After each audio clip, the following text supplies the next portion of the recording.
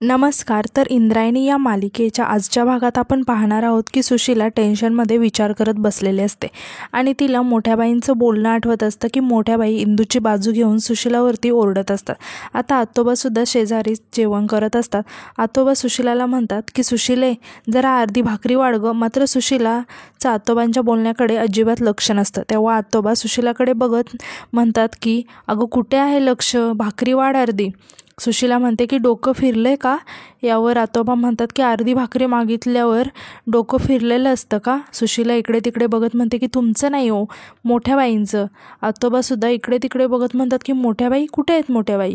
सुशीला म्हणते की मोठ्या बाईंचं डोकं फिरलंय का? तेव्हा आतोबा हसायला लागतात आणि म्हणतात की त्यात काय नवीन आहे? सुशीला आश्चर्याने विचारते की नवीन काय म्हणजे? तेव्हा आतोबा सुशीलाला सांगतात की अगं म्हणजे आता नवीन काय केलं का त्यांनी, असं विचारायचं आहे मला. सुशीला आतोबांना सांगते की अहो मोठ्या बाई इंदीचा लयच लाड करायला लागले तो, आणि तुम्हाला माहिती आहे का काय झालं? त्यांनी इंदीला आदू महाराजांच्या बाजूला टेबलवरती बसवलेलं, काजू बदाम घातलेला शिरा खायला दिला. आता आतोबासुद्धा हे सगळं शॉक होऊन ऐकत असतात. आता सुशीला सांगते की आदू महाराज म्हणाले की आई मला थोडासा शिरा दे गं. तर नाही बोलल्या आणि बोलल्या की हा सगळा शिरा इंदीचा आहे आणि तिचं खाऊन झालं तर उरलेला खा. मोठ्या बाई स्वतःच्या लेकराला नाही म्हणाल्या. नाही नाही, मला असं वाटते की काहीतरी काळबेर आहे बघा. आणि म्हणते की नुसतं इंदूला म्हणत असतात बाळा इंद्रायणी बाळा, आणि ती रडत म्हणते की कुठल्याच कामाला हात लावू देत नाही. माझा नुसता पिट्टा पाडून ठेवलाय हो, सगळं काम मलाच करायला सांगतात. आता आतोबा विचारतात की काय सांगते? सुशीला रडत रडत सांगते की हो बघा की डोळ्यातलं पाणी माझ्या. आणि ती म्हणते की हे बघा, हे जर असं चालू राहिलं ना तर तुमची सुंदर सुशीला जिवंत नाही राहत बघा. आणि ते आतोबांना म्हणते की तुम्ही आता तिकडे जाता ना कामाला, तर त्या बाई स्वतः काही काम करतच नसतील ना, त्यांना बाई लागत असेल ना कामाला. मी करेल सगळं, झाडू फरशी भांडे सगळं करेल, विचारा त्यांना. यावर आतोबा थोडेसे टेन्शनमध्ये येत म्हणतात की हो विचारतो, पण मला लवकर भाकरी मिळाली तर लवकर जाऊन विचारता येईल ना. आता आतोबा सुशीलाची अवस्था बघून हसायला लागतात. तेव्हा सुशीला चिडून म्हणते की काय झालं दात काढायला? आतोबा म्हणतात की अगं तुला नाही, आता मोठ्या बाईनं उपरती झाली म्हणायचं की. सुशीला आतोबांना म्हणते की आधी नाही कळलं पण आता कळलं, एक वेळेस सूर्य पश्चिमेला उगवेल, समुद्राचं सगळं पाणी गोडं होईल, पण मोठ्या बाईंना इंदूवर माया फुटायची नाही म्हणजे नाही. आतोबा सुशीलाला म्हणतात की मोठ्या बाई सुधारल्यात, हे सगळ्यांना उघड्या डोळ्यांनी दिसायला लागले, पण तुला मात्र ते बघायचं नाही. सुशीला म्हणते की काही म्हणा, मोठ्या बाईंच्या ना तोंडात एक असतं आणि पोटात दुसरंच असतं. मी तुम्हाला सांगते मोठ्या बाई इंदूसोबत साळसूद वागूच शकत नाहीत. आता आतोबा वैतागून म्हणतात की परत परत तेच. तितक्या तिथे मोठ्या बाई सुशीलाला आवाज देत येतात. आता मोठ्या बाईंचा आवाज ऐकून सुशीला घाबरत म्हणते की आल्या बाई, आता अजून कामं सांगतील, मी नाही म्हणून सांगा, असं म्हणून ती तिथेच लपून बसते. आता मोठ्या बाई इकडे तिकडे बघत म्हणतात की हे काय, सुशीला कुठे आहे? आता आतोबा इकडे तिकडे बघायला लागतात आणि म्हणतात की ते सुशीला तिथे. तितक्यात मोठ्या बाईंना सुशीला लपलेली दिसते. मोठ्या बाई जोरात सुशीलाला आवाज देतात. सुशीला घाबरून बाहेर येते. मोठ्या बाई सुशीलाला विचारतात की घरात काय उंदीर बिंदीर शिरला की काय? सुशीला म्हणते की नाही हो, ते नाणं पडलं होतं ना. मोठ्या बाई म्हणतात की असं कसं, ये बाहेर. आता आतोबासुद्धा म्हणतात की सुशीला ये बघू, मोठ्या बाई आल्यात. आता मोठ्या बाई सुशीलाला विचारतात की सुशीला इंद्रायणी कुठे आहे गं? तेव्हा सुशीला सांगते की असेल इथेच कुठेतरी उंडरत, आणि घाबरत म्हणते की असेल इथेच कुठेतरी खेळत. तेव्हा मोठ्या बाई म्हणतात की हाक मार जरा तिला. आता आतोबा सुशीलाला म्हणतात की हाक मार ना इंद्रायणीला. आता सुशीला अडखळत अडखळत इंद्रायणीला आवाज द्यायला लागते, इंद्रायणी, माझी इंद्रायणी. तेव्हा सुशीलाचा आवाज ऐकून इंदू तिथे येते. इंदूला बघून सुशीला म्हणते की आली बघा. आता मोठ्या बाई इंदूला म्हणतात की इंद्रायणी, मी तुझ्यासाठी काहीतरी आणले. इंदू विचारते की काय? तेव्हा मोठ्या बाई सांगतात की गिफ्ट आणले, पाहिजे तुला?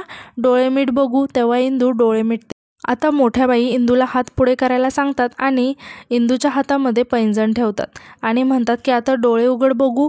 इंदू डोळे उघडून बघते. पैंजण बघून इंदू खूप खुश होते आणि म्हणते की पैंजण किती छान आहे.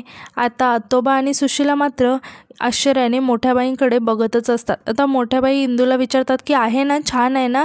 आणि त्या इंदूला म्हणतात की थांबा, दे इकडे, मी तुला घालून देते. आणि ते इंदूला खुर्चीवरती बसायला सांगतात आणि तिच्या पायात पैंजण घालतात आणि म्हणतात की आता हे जुने आहेत ना, ते जुने काढून टाक. आणि म्हणतात की आता तू चालशील ना तेव्हा पैंजण कसं वाजेल, छम छम छम. तेव्हा इंदू खूप खुश होते आणि हसायला लागते. सुशीला आणि आतोबा मात्र त्यांना अजिबात विश्वास बसत नसतो. ते खूप शॉक होऊन मोठ्या बाईंकडे बघत असतात. आता मोठ्या बाई छान दिसतंय हा, येते मी असं म्हणून तिथून निघून जातात. आता आतोबा खूप शॉक झालेले असतात आणि ते म्हणतात की विठुरायाची कृपा न्यारी, मोठ्या बाई सुधारल्या लय भारी, राम कृष्ण हरी. आणि ते सुशीलाला म्हणतात की सुशीला माझी वेळ झाली बाबा, आता निघतो मी.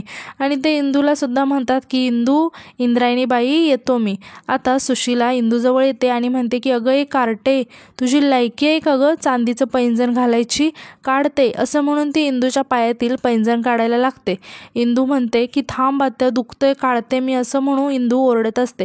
सुशीला इंदूच्या पायातील पैंजण काढते आणि हातात घेऊन म्हणते की माझ्या करिश्म्याच्या पायात किती छान दिसेल. तेव्हा इंदू सुशीलाला म्हणते की अगं आत्या, मोठ्या बाईने विचारलं की छमछम कुठे आहे, तर काय सांगू. तेव्हा सुशीला रागाने ते पैंजण फेकून देते आणि म्हणते की काय नको सांगू, घाल पायात आणि नाच माझ्या डोक्यावरती छम छम. आणि ती तिथून रागाने निघून जाते. आता इंदू खुश होऊन त्या पैंजणाकडे बघायला लागते. तर दुसरीकडे आपण पाहतो की आदू मॅचची तयारी करत असतो. तो बॉलिंग करत असतो. तेव्हा तिथे इंदू येते आणि आदूकडे बघायला लागते. आदू मात्र इंदूला काहीच बोलत नाही. तेव्हा इंदू म्हणते की आदू, अरे तू पण चिडला आहेस का गोपाळसारखा माझ्यावर. आदू, आता तूच सांग काय करू रे मी. एकीकडे कीर्तन आहे आणि एकीकडे मॅच आहे, मी काय करू. आणि व्यंकू महाराजांनी शिकवलंय ना की कीर्तन सेवेला कधीच नाही म्हणायचं नाही.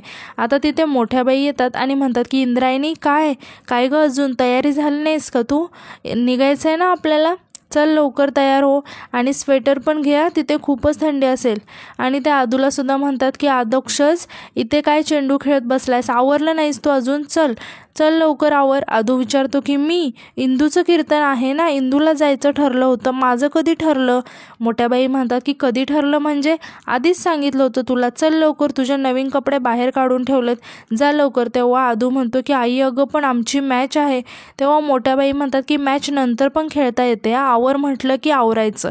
तेव्हा आदू तिथून निघून जातो. आता मोठ्या बाई स्वतःशीच म्हणतात की व्यंकट भाऊजी, माझ्या पोराला कीर्तन शिकवलं असतं तर आज तिथे या कार्टेऐवजी माझा आदोक्षच कीर्तनाला उभा राहिला असता. आता तिथे प्रेमनाथ सुद्धा तयारी करून येतो आणि म्हणतो की सासूबाई चला निघूया. आता मोठ्या बाई प्रेमनाथकडे बघत म्हणतात की जावई बापू, एवढं नटून थोटून पोपट बनून कुठे निघालात, कुठे लग्नाला निघाला की काय. तेव्हा प्रेमनाथ म्हणतो की अहो सासूबाई, विसरलात की काय, इंद्रायणी वाडीकरांचं कीर्तन आहे आज.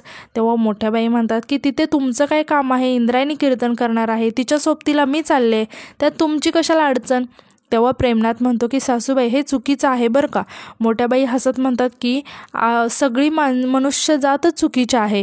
प्रेमनाथ म्हणतो की सासूबाई अहो पण आपलं ठरलं होतं ना की मी येणार आहे म्हणून, मला येऊ द्या ना सोबत. मोठ्या बाई म्हणतात की हे बघा, एखाद्या माणसाला निमंत्रित केलं, एखाद्या माणसाला मानानं बोलवलं की त्याला काय म्हणतात. तेव्हा प्रेमनाथ म्हणतो की मानकरी. मोठ्या बाई म्हणतात की आणि एखादा माणूस गरज नसताना घुसून तिथे जातो, त्यांना काय म्हणतात, बिनकामाचं वजं. म्हणजे तुम्ही कोण आहात. तेव्हा प्रेमनाथ म्हणतो की मानकरी. मोठ्या बाई म्हणतात की कसं ओळखलं, कसं पटकन सांगितलं ना, आता तुम्हाला घरामध्ये 4 टाईम खायला मिळतं फुकटचं, ते खायचं, मस्त झोपायचं आणि घोरत पडायचं, एवढं काम करा. आता तुम्ही राहू द्या, हे कपडे बदला आणि घरातच थांबा. प्रेमनाथ नाराज होऊन म्हणतो की ठीक आहे, आता काय थांबतो घरीच, असं म्हणून तो तिथून निघून जातो. आता मोठ्या बाई कोणाला तरी फोन लावतात आणि म्हणतात की अहो कुठे आहात, निघायचं आहे ना आपल्याला, इथे घरासमोरच थांबा. तिथे शकुंतला येते आणि मोठ्या बाईंना म्हणते की मोठ्या बाई मला जरा बोलायचं आहे तुमच्याशी. तेव्हा मोठ्या बाई म्हणतात की काय झालं शकुंतला, हे बघ महत्त्वाचं असेल ना तरच बोल, कारण आता आम्हाला कीर्तन सेवेसाठी निघायचं आहे, रिक्षा पण येऊन थांबले बाहेर. तेव्हा शकुंतला म्हणते की मला माफ करा मोठ्या बाई, पण मला असं वाटतं की तुम्ही इंदूला घेऊन जाऊ नये, यांना नाही आवडणार. मोठ्या बाई म्हणतात की मी दिग्रजकरांची थोरली सून आहे ना, आणि व्यंकट भाऊजीपेक्षा काकणभर तरी मला जास्त मान आहे, व्यंकट भाऊजींना सुद्धा हे मान्य आहे. तेव्हा शकुंतला म्हणते की हो बरोबर आहे तुमचं, पण.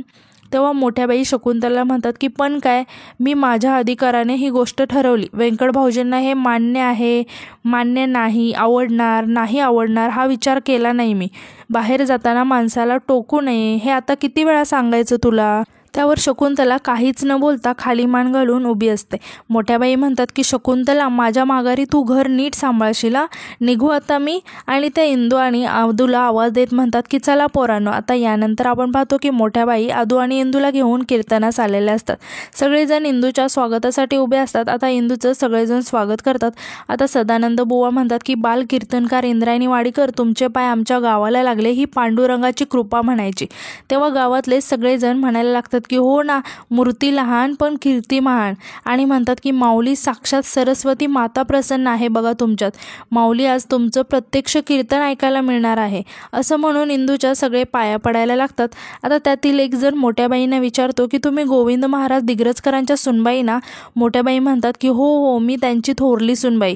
तेव्हा त्यांच्यासुद्धा तो माणूस पाया पडायला लागतो. मोठ्या बाई खुश होऊन म्हणतात की आता जाऊ द्या ना, माझ्या कशाला पाया पडताय. तेव्हा मोठ्या बाईंना तो माणूस म्हणतो की अहो, तुम्ही त्यांना घेऊन आला त्यामुळे तुम्हाला दंडवतच घालायला पाहिजे होता. तेव्हा मोठ्या बाई खुश होऊन म्हणतात की हे बघा, माझा काही यात मोठेपणा नाही, मी दिग्रजकरांची थोरली सून आहे. काय आहे, आमची दिग्रजकरांची परंपराच आहे, ती मी फक्त पुढे चालवते. काय आहे ना, आपण विठ्ठलाचे सेवेकरी आहोत. जे जे चांगलं आहे ते लोकांपर्यंत पोहोचवणे हेच आमचं काम आहे आणि हीच आमची परंपरा सुद्धा. काही नाही, आमची इंद्रायणी म्हणजे रत्न आहे, रत्न. तेव्हा आदू इंदूला म्हणतो की बघ आई, तुला रत्न म्हणाली. इंदू खुश होऊन म्हणते की अरे, ऐकलं मी ते. आता सदानंद बुवा मोठ्या बाईंना म्हणतात की मोठ्या बाई, कीर्तनाला वेळ आहे, तोपर्यंत चला घरी चहा पाण्याला. मोठ्या बाई म्हणतात की नको नको, राहू दे, आम्ही कुणाकडून काही घेत नाही आणि कुणाकडून काही अपेक्षासुद्धा ठेवत नाही. काय आहे ना, शेवटी आपण सगळेजण विठ्ठलाचे सेवेकरी आहोत. आणि पण आता तुम्ही इतकं बोलवताय तर ठीक आहे, चला आता. यानंतर आपण पाहतो की मोठ्या बाई, इंदू आणि आदू सदानंद बुवांच्या घरी चहा पाण्याला आलेले असतात.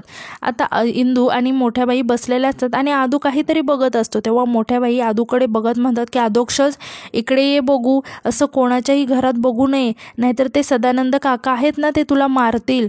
इंदू म्हणते की मोठ्या बाई, मला नाही वाटत की आदू, आणि घाबरत म्हणते की म्हणजे अधोक्षजला ते काका मारतील म्हणून, ते चांगले आहेत ते. तेव्हा मोठ्या बाई इंदूला म्हणतात की हो का, अगं इंद्रायणी, माणूस जसा दिसतो ना तसाच तो असतो, असं नसतं, असं कोणावरती पण विश्वास ठेवायचा नाही या. आणि ते तिथला एक समोसा घेत म्हणतात की एवढे समोसे आणलेत अधोक्षज, एक खा बघू समोसा, म्हणून त्या अधोक्षजला समोसा भरवायला लागतात. आता इंदूसुद्धा समोसा घ्यायला जाते, तितक्यात मोठ्या बाई इंदूला ओरडतात आणि म्हणतात की तू नाही घ्यायचा समोसा. इंदू घाबरून मोठ्या बाईंकडे बघायला लागते. तेव्हा मोठ्या बाई म्हणतात की अगं, कीर्तन करायचं आहे ना, घसा खराब होईल म्हणून म्हटलं.